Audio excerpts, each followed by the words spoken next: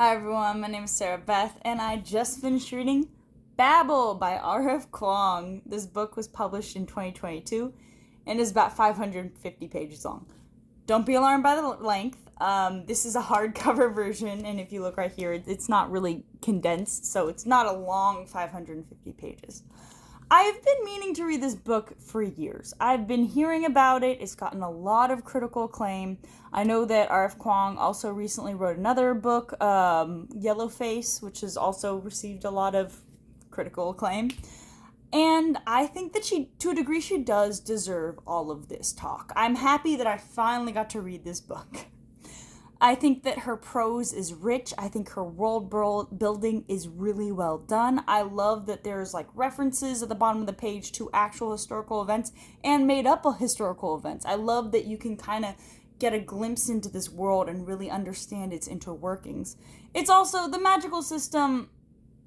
It's good, but I do feel like it's basically stolen from Name of the Wind, which came out first. If you've read Name of the Wind, it's the metallurgy, the craft one in the fishery. Basically, where, you're dealing with physical metals and you're writing things down to make them connect. This book is basically the same thing, in which it's using translating instead. So the magical system is you have two words of basically the same meaning, but the differences between the translations and their meaning produces an effect. That difference has its actual effect, which is really quite interesting. I do love the way that it is expanded on this book and the problems with it and how much study goes into it. The main premise of the novel is basically Robin Swift is this little Cantonese boy who is taken from his home at a young age because his family dies to the plague. He's taken by this professor who we find out very, very early on is his father.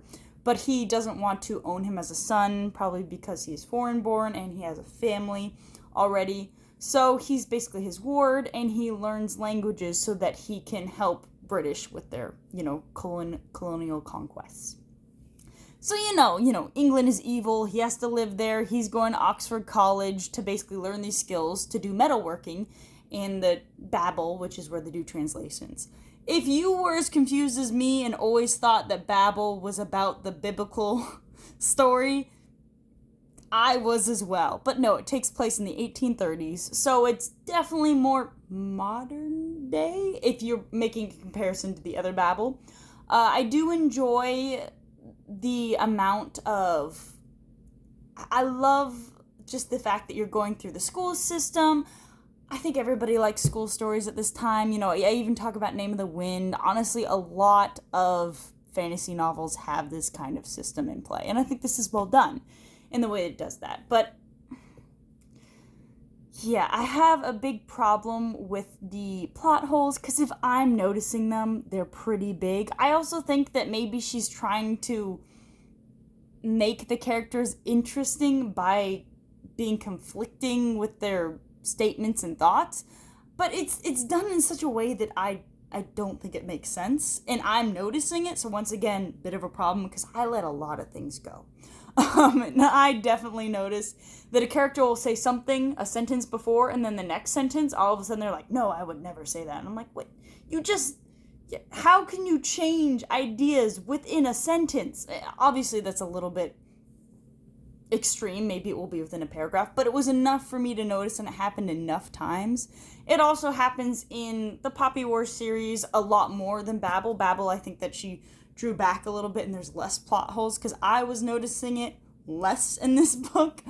I do think that it was a little bit too late, because throughout the whole book I'm thinking, man, the writing is stellar, the prose is fantastic, I love the rich world building, but R.F. Kuang hates white people.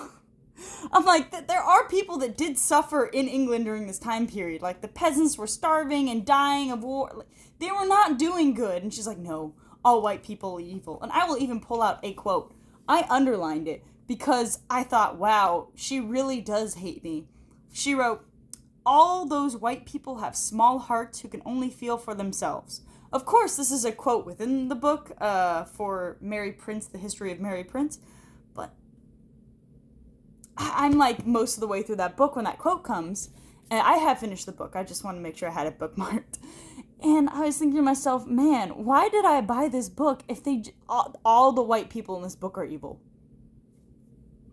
That's not even a spoiler. It's just that is how this book is written. White people are evil. In the end, I feel like she tries to go back on that a little, but it was like a little bit too late for me. I'm like, man, you already told me we all suck. And then you continue that. Like, there'll be one person that's maybe not as evil, but then other people will get even worse during that time period. So I'm like, oh, it's the exception to the rule. It's not like the norm to expect that people are not evil. So, I mean, yes, there's a bit of bashing in this book. It's fine. I do understand a lot of terrible things were happening. Like, England was not a great country at that time. They were definitely doing things to other countries that were not right. Like, think of India, and, in the book they're trying to go with war with China. It's not for the best, okay? And they had just lost America, so they were pretty angry. I do think that I'm happy I read the book. It definitely feels like a book that somebody who just started college will really love. Like, whoa, colonialism is bad. Philosophy, I didn't know this. Wow, it's blowing my mind. It's very much somebody that just got high for the first time. That's what this book feels like.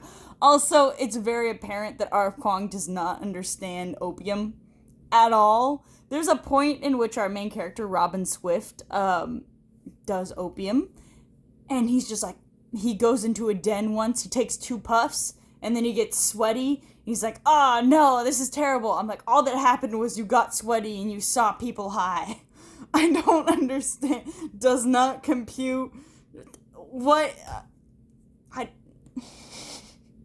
feel like there should be other reasons. People just can't be angry at that. That specifically shouldn't just make people angry.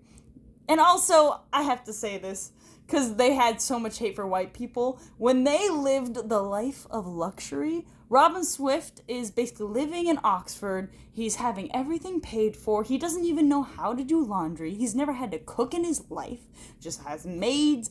And they're like making these complaints and saying, oh man, England sucks. And I'm like, you've never had to do anything for yourself.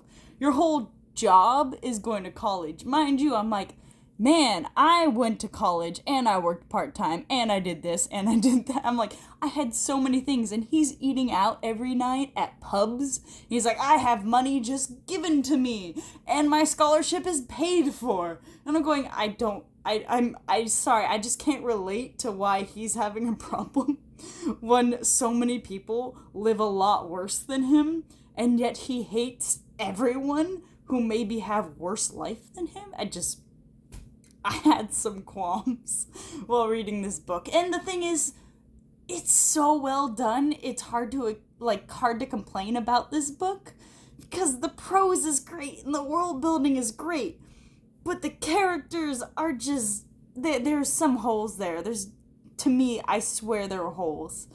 And I did enjoy it. It wasn't that I didn't enjoy it, but I felt kind of attacked. Honestly, I liked it. I'm not going to say I necessarily recommend it. I don't think it's bad by any means. I think that if this is something you want to read about, then go ahead.